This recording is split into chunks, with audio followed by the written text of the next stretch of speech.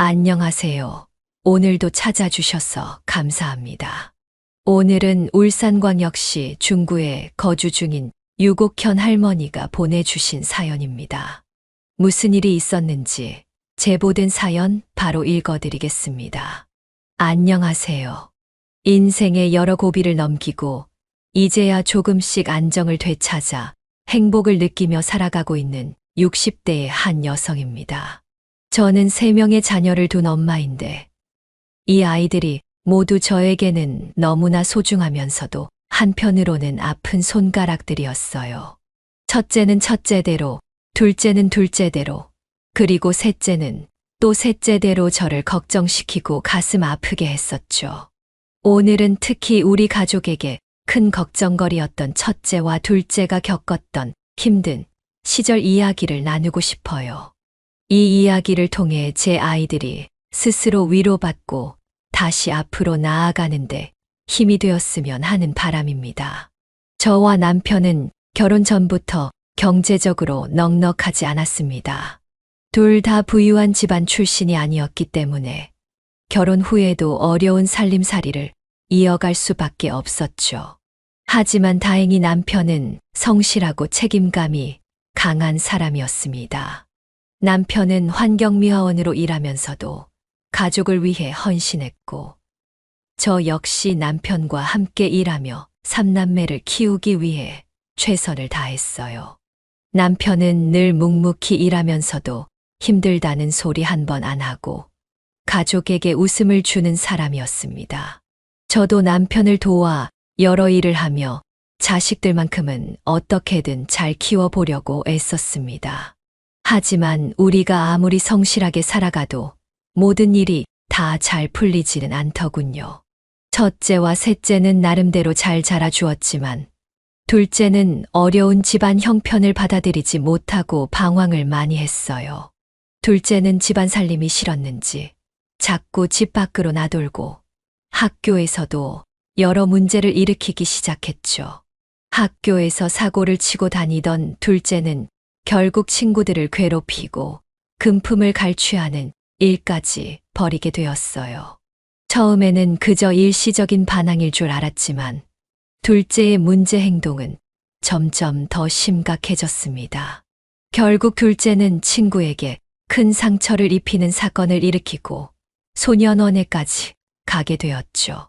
그때부터 저희 가족은 한동안 지옥 같은 시간을 보내야만 했습니다. 첫째는 그런 둘째를 붙잡고 말려보기도 했지만 결국은 싸움으로 번지기 일쑤였어요.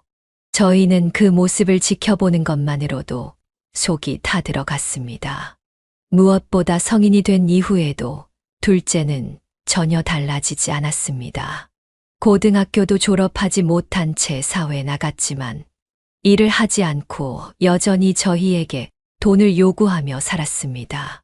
둘째는 매번 돈을 요구했고 저희는 둘째의 강압적인 태도에 어쩔 수 없이 돈을 줄 수밖에 없었습니다.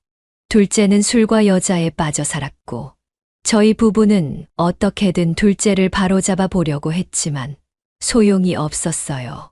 첫째도 이런 상황을 견디지 못하고 몇 번이고 둘째를 혼냈지만 결국 두 아이가 싸우는 모습을 보며 우리는 어떻게 해야 할지 몰라 괴로워했습니다.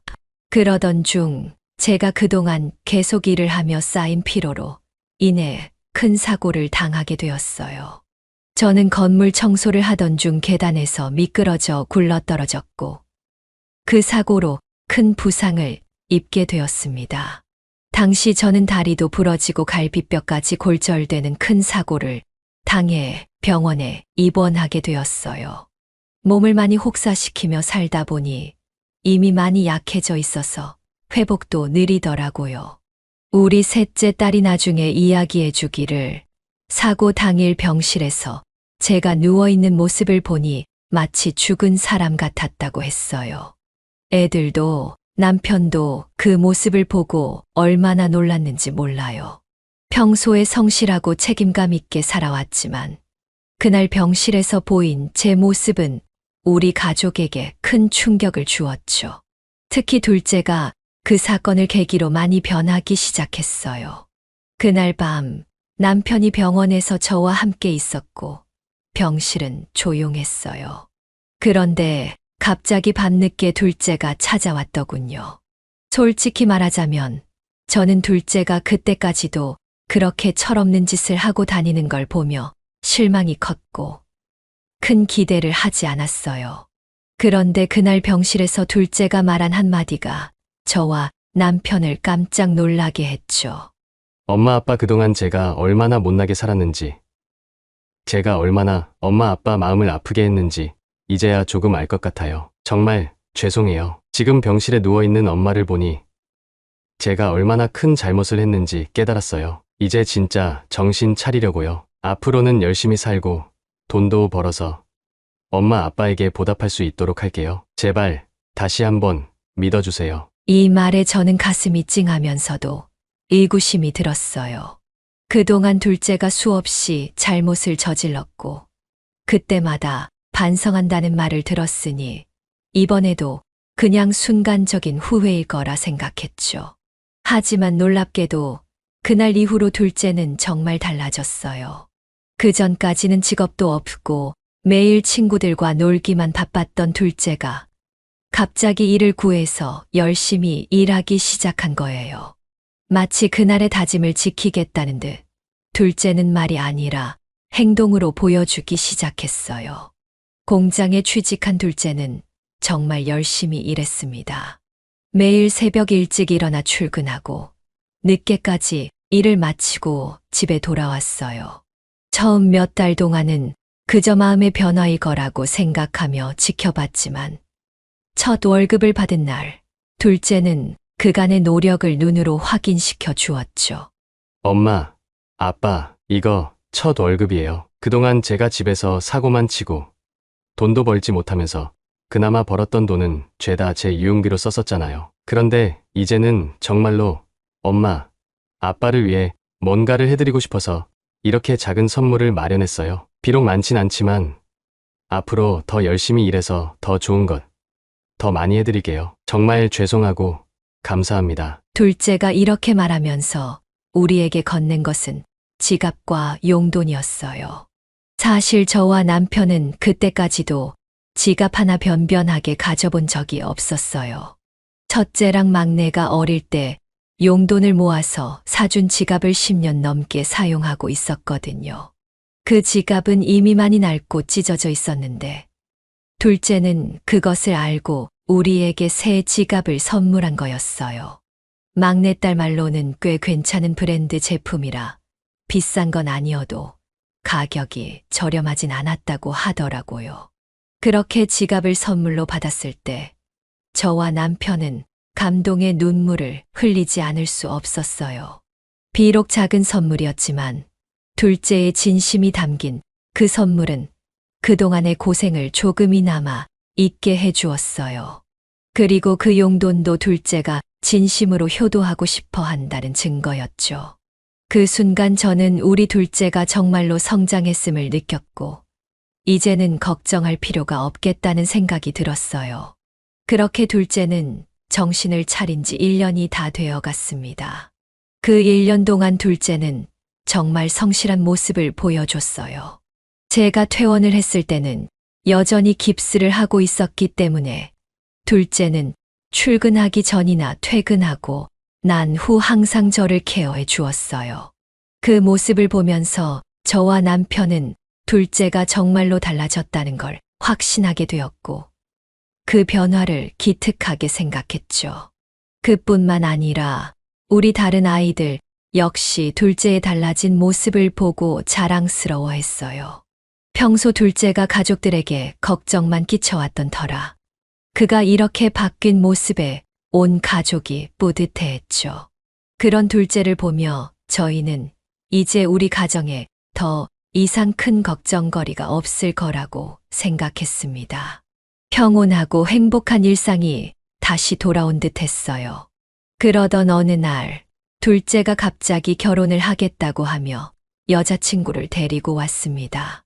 둘째의 여자친구는 성실해 보였고 직업도 좋은 회사에서 다니고 있었어요.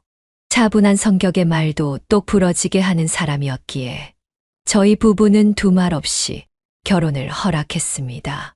결혼을 준비하는 동안에도 둘째는 늘 성실하게 행동했고, 우리 부부는 둘째의 성장을 보며 흐뭇해했죠. 하지만 결혼을 준비하는 과정은 그리 쉽지 않았습니다.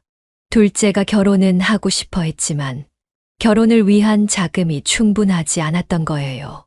둘째는 결혼 자금을 마련하느라 애를 쓰고 있었고, 그 모습을 보면서 저희 부부는 고민을 할 수밖에 없었죠.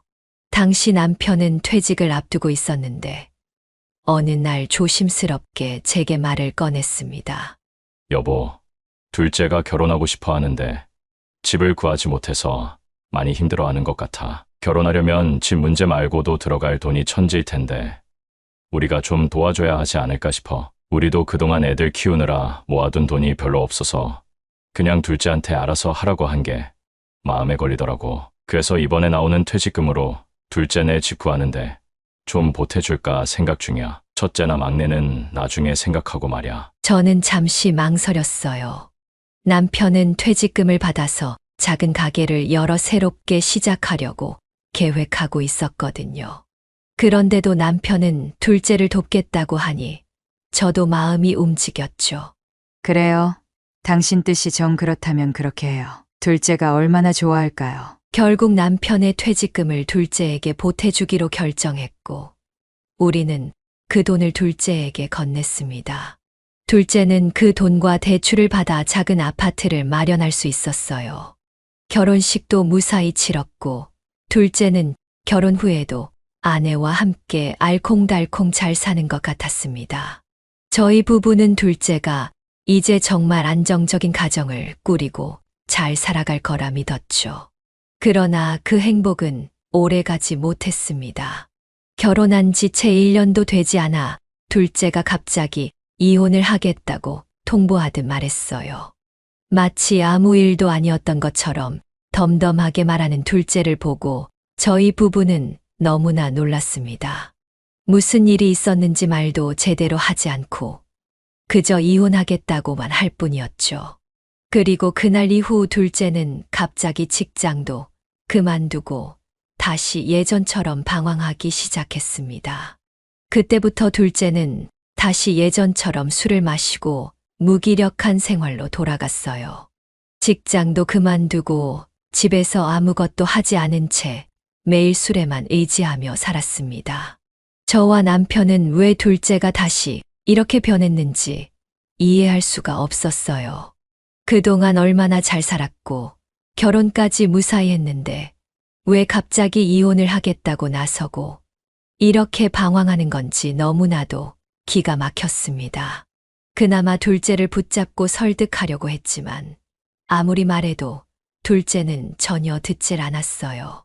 저희가 얼마나 그동안 노력했는지 그걸 모르는 게 아니었을 텐데도 둘째는 그저 무기력한 상태로 방황을 이어갔습니다.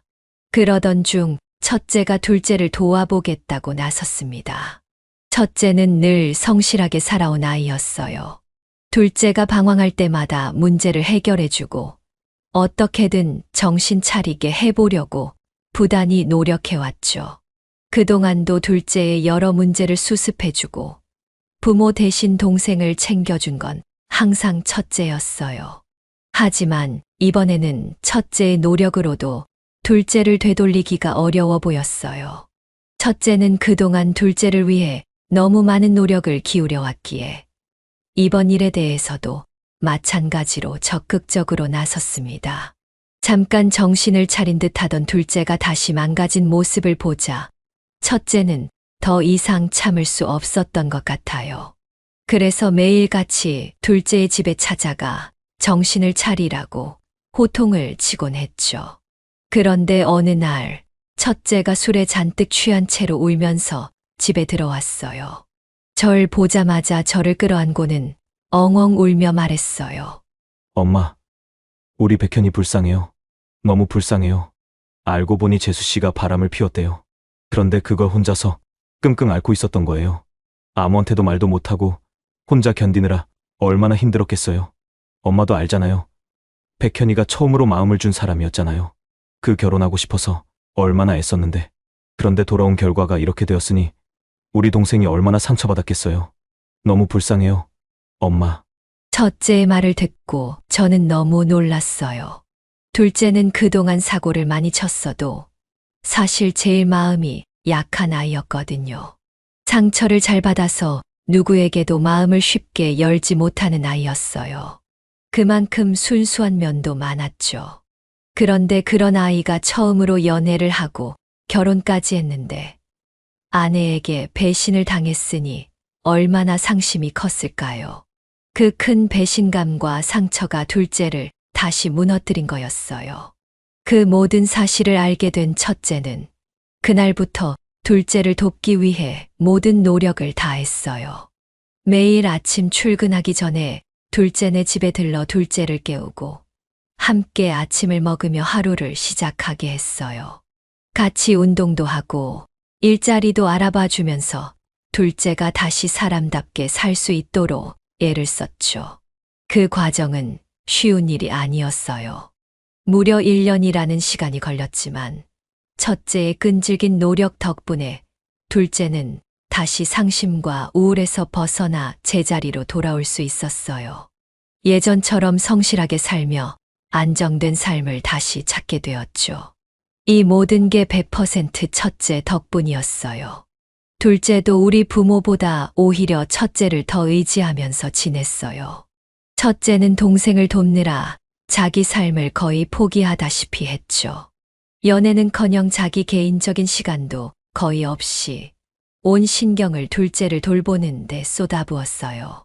하지만 둘째가 다시 회복되자 비로소 첫째도 자신의 삶을 돌아볼 수 있는 여유가 생겼죠.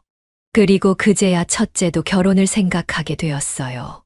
첫째가 데려온 여자친구는 스튜어디스 출신으로 예쁘고 매사에 차분하면서도 성실한 사람이었어요. 첫째는 원래 성실하게 살면서 약사 자격증도 따고 자신의 자리에서 최선을 다하는 아이였기 때문에 조건이 좋은 사람들이 많이 소개팅을 시켜주려고 했었죠. 하지만 첫째는 그런 자리를 잘 나가지 않았어요. 어찌나 쑥스러워하는지 소개팅도 몇 번이나 거절하곤 했어요. 그런데 어느새 나이가 차고 주위에서도 자꾸 결혼 얘기를 하니 결국 소개팅을 나갔고 그렇게 만나게 된 여자가 바로 그 사람이었어요. 두 사람은 연애를 시작하자마자 금세 서로에게 빠졌어요. 둘은 서로 너무 잘 맞았고 그렇게 아름다운 사랑을 키워가면서 결혼까지 약속하게 되었어요. 예비 며느리는 우리 집에 자주 오곤 했는데 저희 부부는 그 애가 어찌나 살갑고 예쁜지 보고만 있어도 흐뭇했어요. 너무 친근하고 살가워서 금세 우리 가족처럼 느껴질 정도였어요. 사실 둘째의 아내였던 며느리는 처음부터 무뚝뚝하고 살가운 면이 없어서 정이 많이 가지 않았었거든요. 명절이나 가족 행사가 있을 때마다 저희 집 둘째 며느리는 항상 집안일에 손을 대지 않으려 했어요. 뭘 부탁하면 불편한 티를 내며 억지로 하기는 했지만 그럴 때마다 기분이 썩 좋지 않은 표정을 짓고는 하더군요. 결국에는 제가 가만히 있으라며 말리고 저랑 딸이 모든 일을 도맡아 하곤 했어요. 그랬으니 매번 명절이나 집안 모임 후엔 저희 모녀가 진이 빠질 수밖에 없었죠. 둘째 며느리는 말수가 적고 정이 붙지 않아서 마음이 늘 편치 않았습니다. 근데 이번에 첫째가 데리고 온 예비 며느리는 완전히 달랐어요. 오히려 앉아서 좀 쉬라고 해도 도통말을 듣지 않고 일하겠다고 나서는 모습이 참 보기 좋았습니다.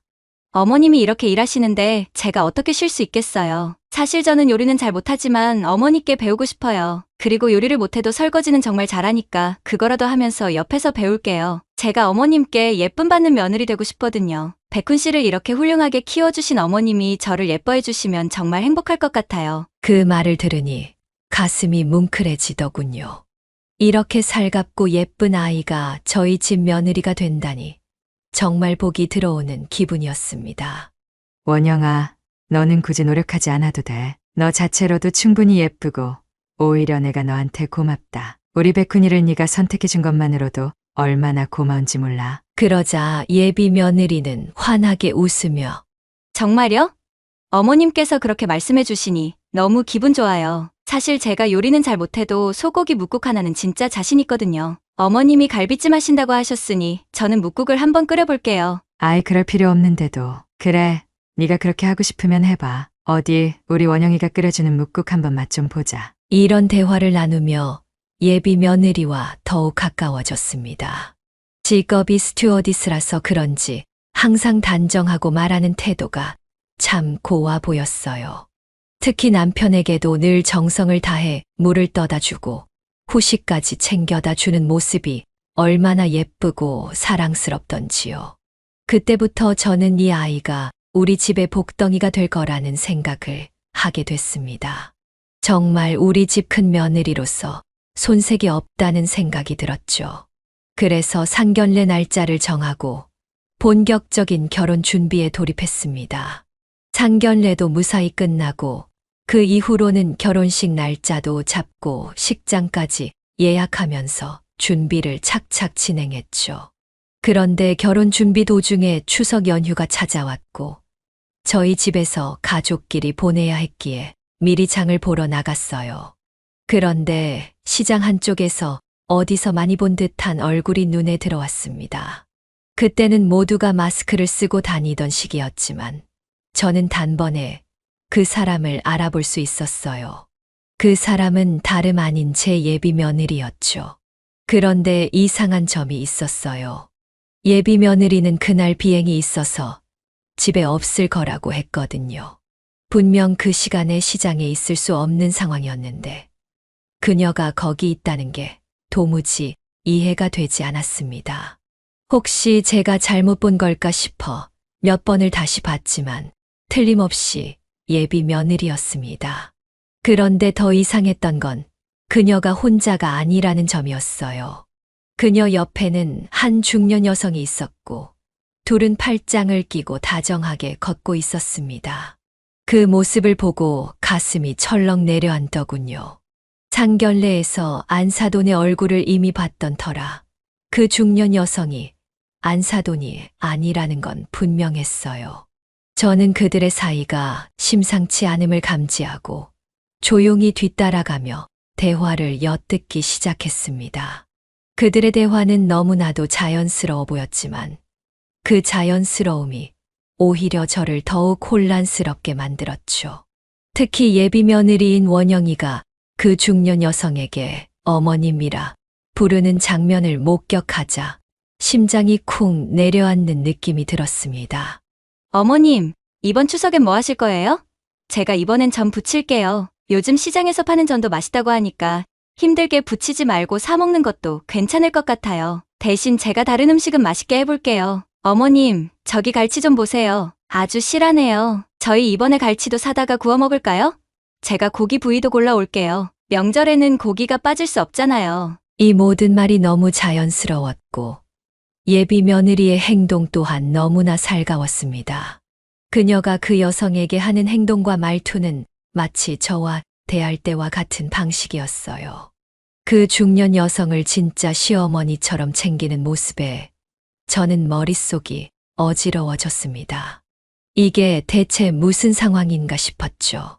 그 예비 며느리가 제 아들 백훈의 신부감이 맞다면 그럴 리가 없었으니까요.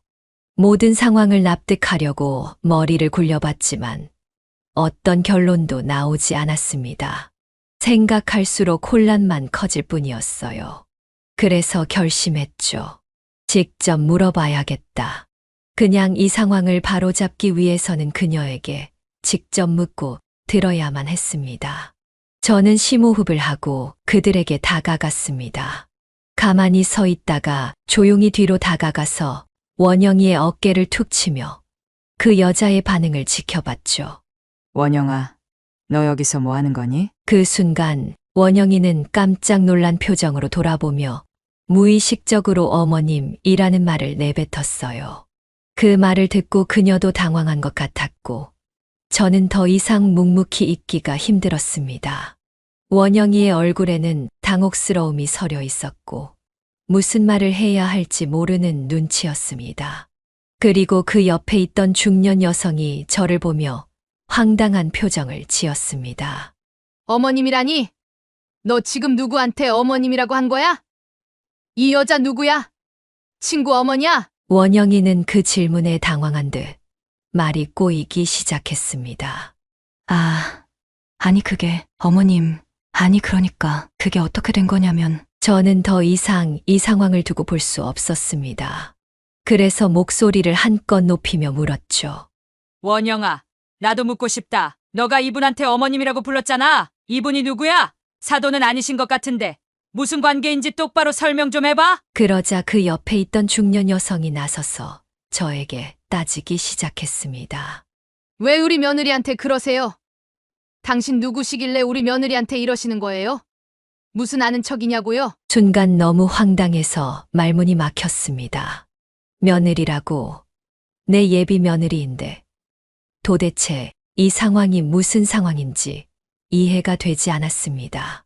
이보세요. 원영이는 곧 내 며느리가 될 애예요. 내 예비 며느리라고요. 뭐라고? 당신이 뭘 착각하고 있는 모양인데 얘는 내 며느리야. 내 아들이랑 이미 결혼한 내 며느리라고. 순간 이게 무슨 상황인지 혼란스러워서 말이 안 나왔습니다. 이런 황당한 경우가 다 있나 싶었죠. 이 여자가 무슨 말을 하는 건지 도통 이해가 가지 않았어요. 그런데 그 여자는 점점 더 흥분하더니 갑자기 제게 분노를 참지 못하고 가방으로 저를 때리기 시작했습니다. 당황스러웠지만 저도 가만히 맞고 있을 수는 없었죠. 저도 맞받아치며 그녀의 머리채를 잡아당겼어요. 그렇게 시장 한복판에서 싸움이 벌어지니 당연히 사람들이 몰려들기 시작했고 그 모습을 지켜보고 있던 원영이는 더 이상 참지 못하고 우리 둘을 말리기 시작했어요. 그만하세요. 제발 그만하세요. 제가 다 설명할게요. 이게 어떻게 된 건지 제가 다 말씀드릴 테니까 그만하시고 진정 좀 하세요. 이러다가 경찰까지 오겠어요. 원영이는 안간힘을 쓰며 우리 둘을 떼어놓으려 했습니다. 그제서야 중년 여자는 제 머리채를 놓았고 저 역시 손을 풀고 한숨을 내쉬었습니다. 그런데 중년 여자가 그 순간부터 원영이에게 분노의 화살을 돌리기 시작했어요. 너, 이연아, 내가 너 그럴 줄 알았다. 낌새가 이상했어. 내가 너를 두고 보고 있었는데 결국 뒤에서 이런 짓을 벌였구나. 도대체 내 아들 냅두고 무슨 짓을 한 거야? 이 꽃뱀 같은 게. 그 여자는 원영을 향해 독서를 퍼부으며 몰아세웠어요. 마치 모든 상황을 단번에 파악한 듯 분노에 찬 목소리로 그녀를 질타했습니다. 내가 그래서 너한테 재산도 안 물려준 거야. 너 같은 여우를 믿을 수가 없었거든. 네가 뒤에서 무슨 짓을 하고 다니는지 진즉에 알았기 때문에 한 푼도 안 주겠다고 마음먹은 거라고. 그래서 혼인신고도 안 한 거지? 내가 결혼 전에 약속한 재산을 안 준다고 하니까 혼인신고도 안 하고 어떻게든 빠져나갈 생각만 했던 거잖아. 그 순간 저는 큰 충격을 받았습니다. 그 여자의 말을 듣고 나서야 비로소 상황이 조금씩 이해되기 시작했어요. 원영이가 이미 결혼한 상태였다는 사실, 그리고 그 결혼 생활이 엉망이 되어버렸다는 것을요. 그 중년 여성의 말은 너무나도 분명했습니다. 원영이는 이미 결혼을 한 상태였고, 그녀는 그 사실을 숨긴 채 우리 가족에게 다가왔던 겁니다.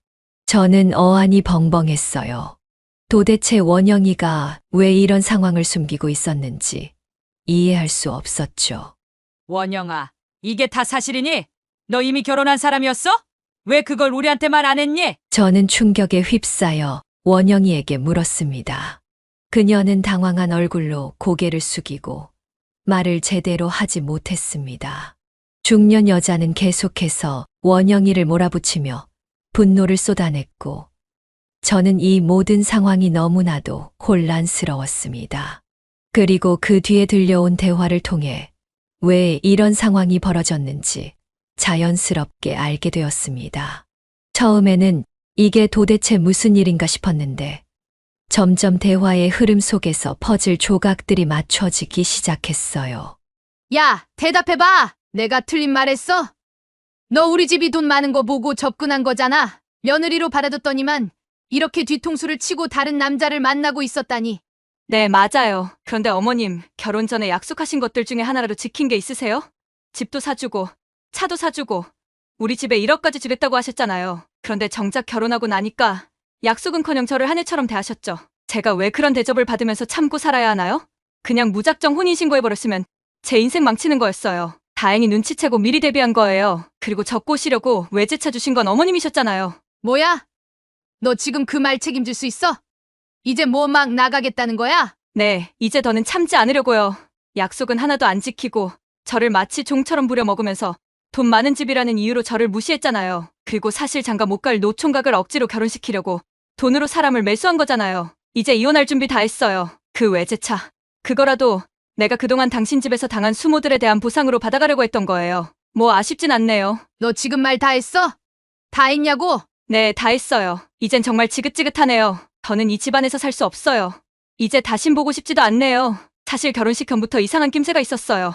뭐가 잘못됐다는 걸 그때 알아챘어야 했는데 결국 더러워서라도 이 집안의 며느리 노릇은 못하겠네요. 그녀는 말 그대로 악에 받쳐 자신의 속마음을 쏟아냈습니다. 그 말들이 얼마나 단호하고 무서운지 그 자리에 있던 사람들 모두가 숨죽이며 들을 수밖에 없었어요. 저까지도 순간적으로 오금이 저릴 정도였으니까요. 그녀의 말에서 느껴진 그 깊은 분노와 절망은 마치 오랫동안 쌓여왔던 억울함과 좌절의 폭발 같았습니다. 그 대화를 들으면서 상황을 종합해보니 이 집안은 사업을 하는 부유한 가정이었고 결혼할 때 약속한 것들이 많았어요. 외제차도 사주고 집도 마련해주고 며느리 집안에 1억까지 주겠다고 했었지만 막상 결혼하고 나니까 그런 약속들은 모두 흐지부지 되었던 겁니다. 그로 인해 그녀는 시댁 생활에서 많은 어려움을 겪었고 시댁에서는 그녀를 종처럼 부리며 힘들게 했죠. 그렇게 시간이 흐르면서 그녀는 그 집안을 벗어나려는 결심을 했던 것 같습니다. 마침 혼인신고도 아직 하지 않은 상태였으니 조용히 이 상황을 정리하고 빠져나가려 했던 것이었죠. 그렇지만 저로서는 이 예비 며느리에게 그런 꿍꿍이가 있을 줄은 전혀 몰랐습니다. 왜냐하면 예전에 둘째 며느리에게 비슷한 일을 당한 적이 있었기 때문에 저는 이번에는 아주 철저하게 준비했거든요. 요즘 세상이 얼마나 험한지 알잖아요. 이런 사연들을 듣다 보면 정말 별의별 사람이 다 있다는 걸 새삼 깨닫게 됩니다. 그래서 이번에는 결혼 전에 미리 모든 준비를 했어요. 예비 며느리와 제 아들 둘 다 건강검진부터 시작해서 등본까지 다 떼어 서로 확인을 시켰죠. 상견례 전에 미리 그런 절차를 거쳤기 때문에 아무 문제도 없는 걸 확인하고 저는 그녀를 믿기로 했던 겁니다. 그런데 이렇게 뒤통수를 맞게 될 줄은 꿈에도 몰랐습니다. 그동안 예비 며느리가 그런 마음을 품고 있었다는 사실을 생각하니 충격적이었죠. 이야기를 들어보면 그녀 나름대로의 사정도 이해는 갔습니다. 첫 결혼이 억지로 했던 결혼이었고 그 집안에서 약속했던 것들이 지켜지지 않았다는 건 안타까운 일입니다. 하지만 그럼에도 불구하고 그녀가 한 행동은 도덕적으로 용납될 수 없는 일이었습니다. 돈 때문에 결혼하고 다시 돈 때문에 배신하는 건 정말이지 용서할 수 없는 일이었죠. 이건 단순한 오해나 실수의 범주를 넘어선 일이었어요. 저는 화가 치밀어 오르기 시작했습니다. 저를 아예 잊고 대화를 나누는 그 두 사람을 보고 더 이상 참을 수가 없었죠. 그래서 저는 그들에게 소리쳤습니다. 야, 너희 둘 다 똑같은 인간들이야. 돈으로 사람을 꼬셔서 결혼을 하든 그 돈 때문에 배신을 하든 내 눈에는 둘 다 똑같이 끔찍해 보인다. 니들끼리 알아서 정리해. 서건영, 넌 두고 보자. 내 아들에게 감히 피눈물 나게 하다니. 내 아들을 속이고 우리 집안을 넘보려고 했어? 우리 집이 돈은 없어도 이렇게 더럽게 살지는 않았다. 너 절대로 용서하지 않을 거야. 두고 봐. 내가 반드시 복수할 테니까. 저는 이미 한 번 둘째 며느리에게 배신을 당했던 기억이 떠올라 치가 떨리는데 이제 첫째 예비 며느리까지 이런 일을 벌이니 정신이 혼미해질 정도로 화가 났습니다. 둘째 아들이 바람난 아내 때문에 방황하고 고통받던 끔찍한 시간이 다시 머릿속을 스치면서 이제 첫째 아들마저 이렇게 큰 상처를 받으면 어떻게 하나 걱정이 밀려왔죠. 첫째 아들이 처음으로 마음을 준 여자가 이런 사람이었다는 걸 알게 되면 그가 얼마나 무너져 내릴지 생각만 해도 가슴이 아팠습니다. 그때부터 저는 어떻게 해서든 내 아들을 지키겠다고 다짐했어요. 물불 가리지 않고 복수를 계획하기 시작했습니다. 내 아들이 당한 만큼, 아니, 그 이상으로 돌려주겠다고 결심했죠. 하지만 문제는 이 사실을 아들에게 어떻게 전해야 할지였습니다. 너무 충격을 받을까봐 걱정이 됐어요. 그래서 먼저 남편에게 이 문제를 상의하기로 했습니다. 남편도 이야기를 듣고 한숨을 쉬며 매우 답답해했어요. 우리 부부는 머리를 맞대고 어떻게 이 문제를 해결해야 할지 고민하기 시작했습니다. 며칠 동안 고민이 계속됐죠.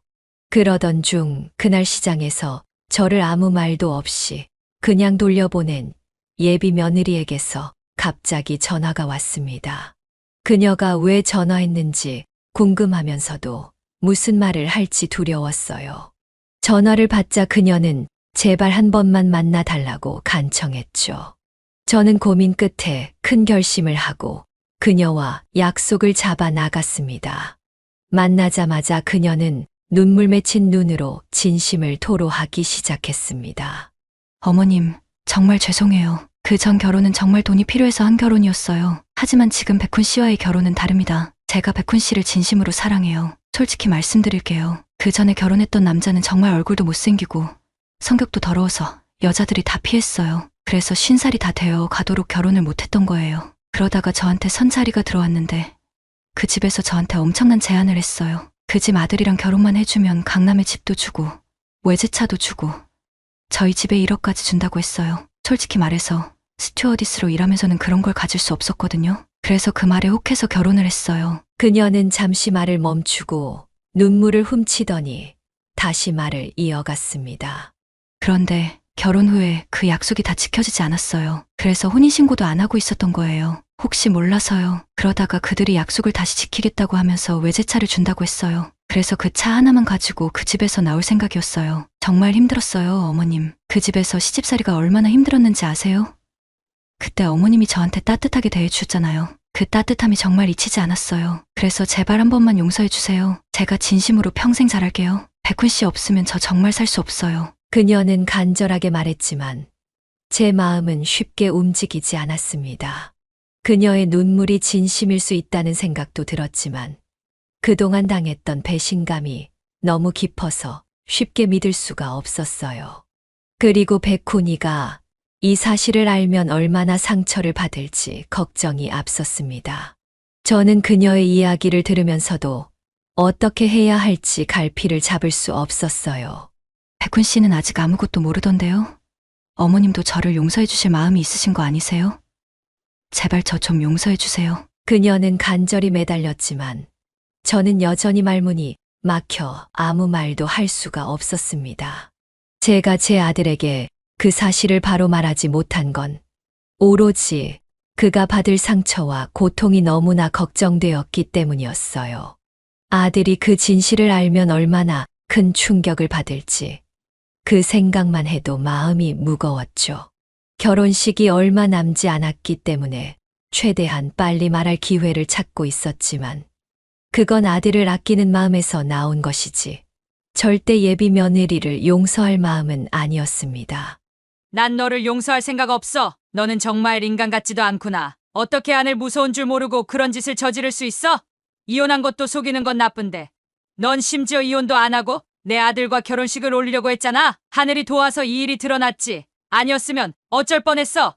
이제 다신 내 아들 근처에 얼씬도 하지 마. 저는 그 말을 하며 자리를 떠나려 했습니다. 그런데 예비 며느리가 갑자기 태도를 확 바꾸며 본색을 드러내는 겁니다. 그 모습에 저는 말 그대로 충격을 받았어요. 전혀 예상하지 못한 반응이었거든요. 예의 바르고 조용했던 그녀가 이제는 완전히 다른 사람이 되어 있었습니다. 아, 진짜 할망구가 더럽게 따지네. 당신 아들도 나이 많잖아? 그 나이까지 장가도 못 갔다는 건 뭔가 문제가 있으니까 그렇겠지. 연애도 제대로 못 해본 완전 쑥맥이던데 내가 구제해주는 것만 해도 감지덕지해야지.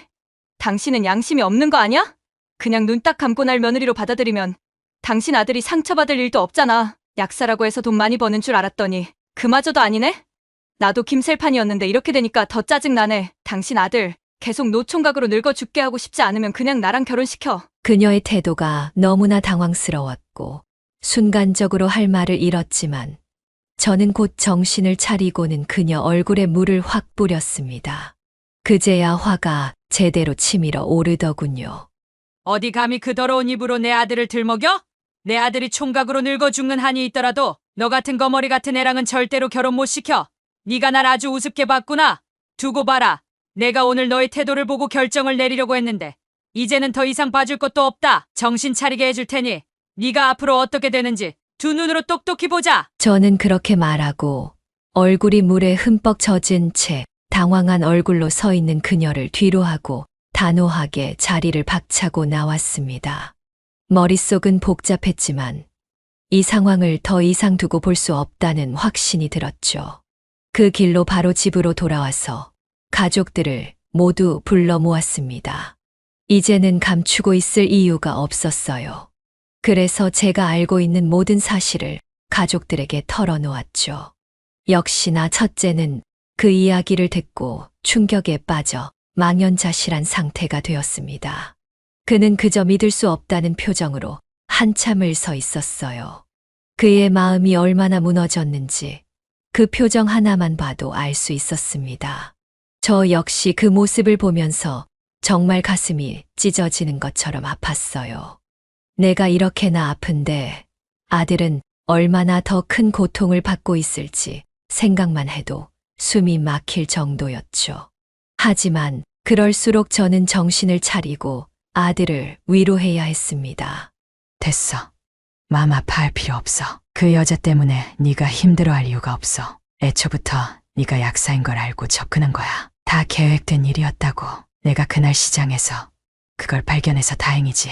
오히려 너 인생 구제된 거라 생각해라. 긍정적으로 생각해야 해. 정말 다행인 거야. 이 정도에서 끝난 게. 저는 어떻게든 첫째를 위로하고 싶어서 그렇게 말했지만 그에게는 그 말조차 위로가 되지 않는 것 같았습니다. 첫째는 그저 멍한 표정으로 한참을 말없이 서 있더군요. 충격에서 벗어나지 못한 것 같았어요. 그런데 그 상황에서 아주 의외의 인물이 나섰고 저는 그 모습을 보며 처음으로 그 인물이 든든하게 느껴졌어요. 바로 둘째 아들이었죠. 엄마, 이건 내가 해결할게요. 감히 우리 형을 상대로 사기극을 벌이다니. 절대로 그 여자를 가만두지 않을 거예요. 나만 믿어요. 형, 내가 복수해줄게. 안 그래도 내 아내와 관련된 일로 억울한 일을 겪고 있었는데 이번 기회에 내가 형 대신 복수할 겁니다. 두고 보세요. 절대 가만두지 않을 거예요. 그 든든한 인물은 바로 둘째 아들이었습니다. 둘째는 이전에 형이 자신을 힘들 때 일으켜준 경험이 있었고 그 덕에 형제애가 더 깊어졌기에 형을 건드린 여자를 용서할 수 없었던 것 같아요.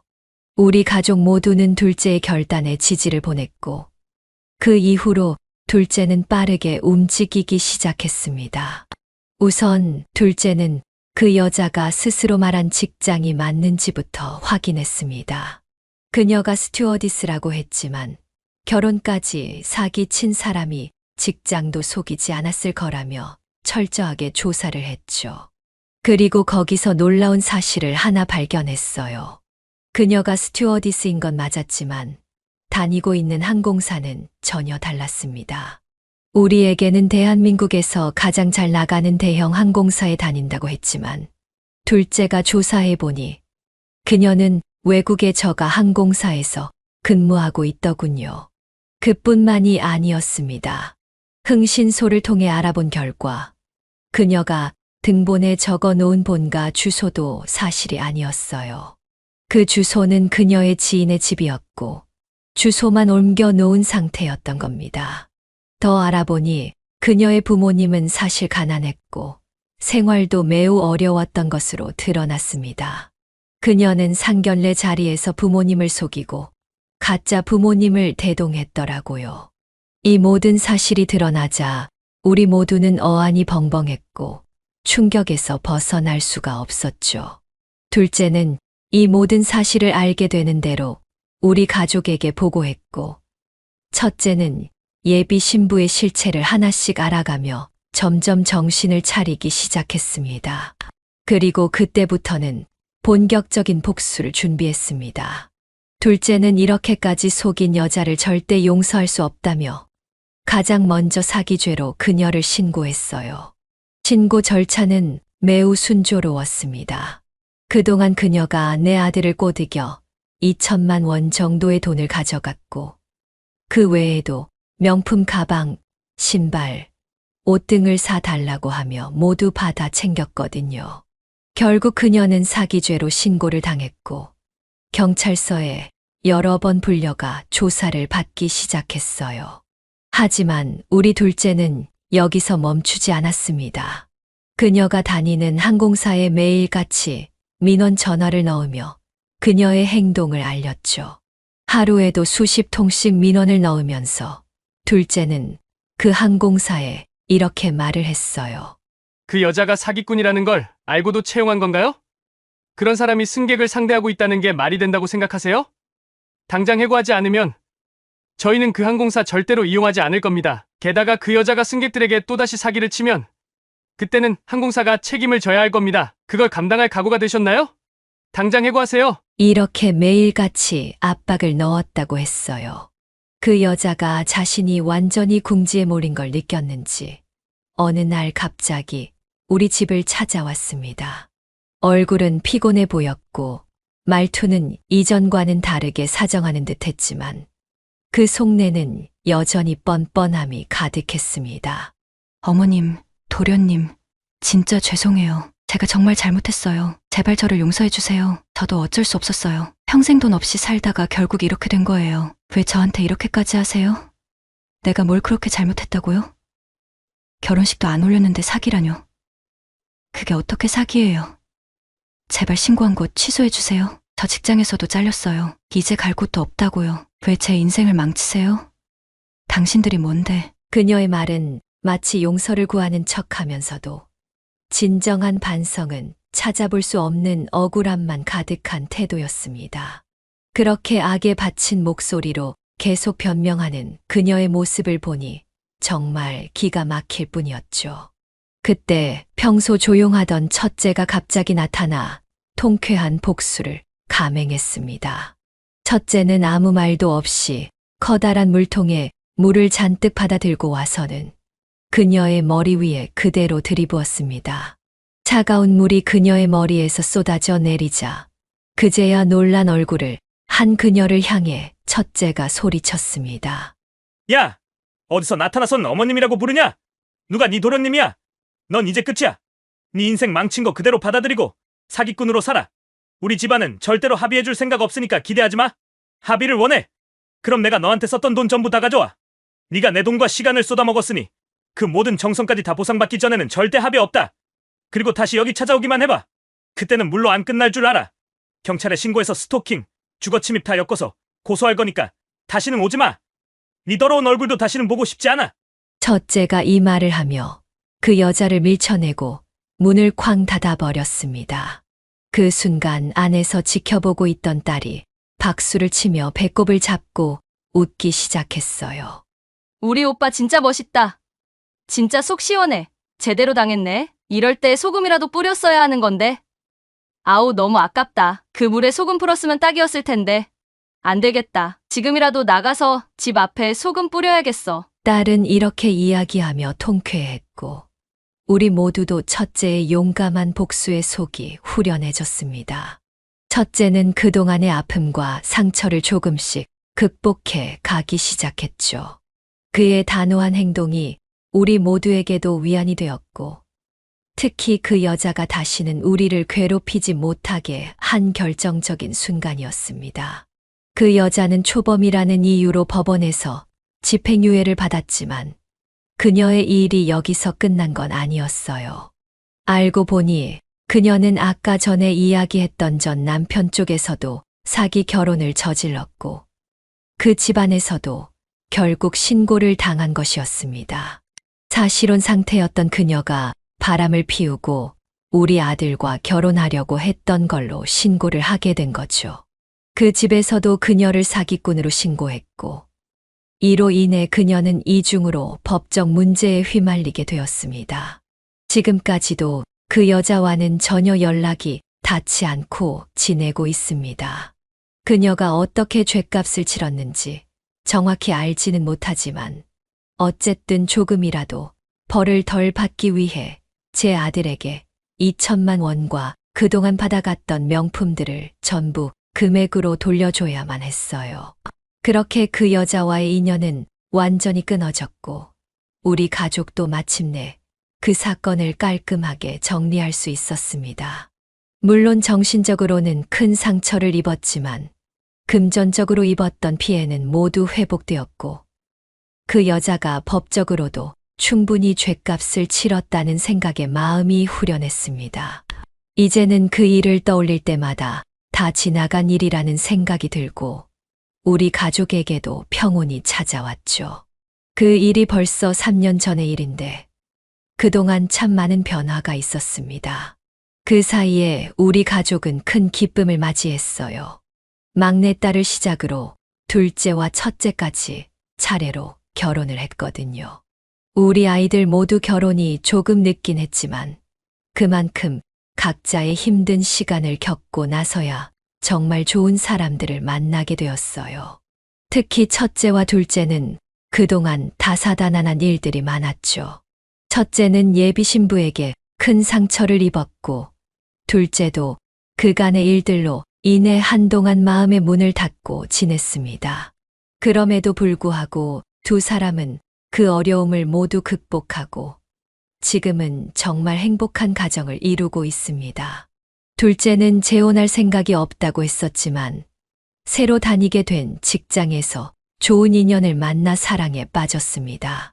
그 사람과의 교제를 통해 둘째는 다시 행복을 찾았고 결국 그 인연이 결혼으로 이어졌습니다.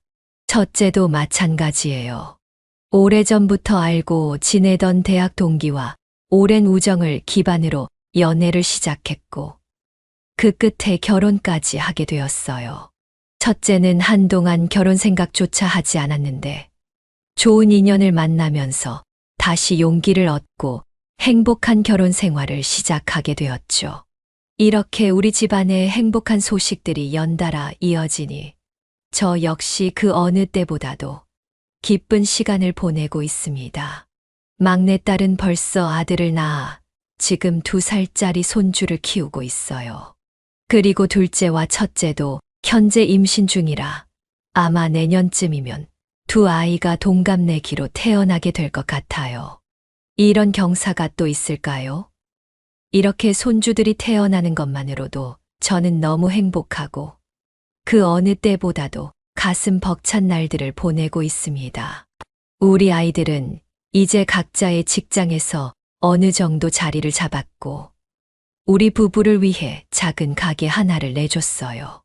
남편은 그동안 청소 일을 해오면서 쌓인 경험과 노하우를 살려 청소업체를 운영하고 있습니다. 직원들을 두고 사업을 하는데 다행히 일도 잘 풀려서 우리 부부는 이제 조금씩 여유를 가지고 살고 있어요. 청소업체 일이 잘 되다 보니 경제적인 걱정도 어느 정도 덜어졌고 노년의 삶이 이렇게 평화롭고 안정될 줄은 정말 상상도 못했습니다. 사실 그동안 우리 가족은 참 많은 어려움과 아픔을 겪었어요. 특히 아이들이 각자 힘든 시기를 지나오면서 마음 고생도 많이 했고 저와 남편 역시 그런 아이들을 지켜보면서 참으로 가슴 아픈 순간들이 많았습니다. 하지만 지금은 아이들 모두 좋은 배우자를 만나 행복하게 지내고 있으니 이보다 더 감사한 일이 어디 있을까요? 그동안의 고생이 보상받는 것 같아 정말 기분이 좋습니다. 저는 요즘 자주 생각해요.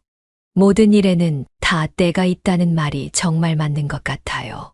한때는 힘든 시기가 있었고, 지금은 또 이렇게 좋은 시기가 찾아왔죠. 누군가 저에게 이런 말을 해주더군요. 모든 일에는 다 때가 있다. 힘들 때는 힘든 시기가 있고, 좋을 때는 좋은 시기가 있다. 그 시기가 언제 올지 모르기 때문에 항상 성실하게 살아야 한다. 그 말이 정말 제 삶에 와닿았습니다. 지금 이렇게 행복하다고 해서 자만하거나 우쭐대지 않으려고 합니다. 그저 이 행복이 오래 지속되길 바라면서 더 성실하게 살아가야겠다는 다짐을 하고 있어요. 여러분에게도 인생의 쨍하고 해뜰 날이 찾아오길 진심으로 바랍니다. 오늘 제가 이 사연을 쓴 이유도 혹시 지금 힘든 시기를 겪고 있는 분들에게 조금이라도 위로가 되고 희망을 전하고 싶어서입니다. 지금 당장은 너무 힘든 시간을 보내고 있을지 몰라도 언젠가 이 힘든 시간이 지나고 분명히 행복한 순간이 찾아올 거예요. 그러니 조금만 더 힘을 내시고 앞으로 다가올 좋은 일들을 기대하면서 하루하루 버텨나가셨으면 좋겠습니다. 저희 사연을 들어주셔서 진심으로 감사드리며 앞으로 여러분 모두가 행복한 삶을 살기를 진심으로 기원하겠습니다. 감사합니다. 여기까지가 유곡현 할머니의 사연인데요. 여러분은 어떻게 들으셨나요? 이 사연은 유곡현 할머니가 보내주신 사연으로 사연자님의 입장에서 작성되어서 유곡현 할머니님께 유리하게 작성되었을 수도 있습니다. 같이 댓글로 의견 나누어 보았으면 합니다. 유곡현 할머니의 사연 영상이 주는 교훈이 유익하시다면 좋아요와 구독, 그리고 다른 지인에게 공유 부탁드리며 저는 그럼 다음 사연에서 뵙겠습니다.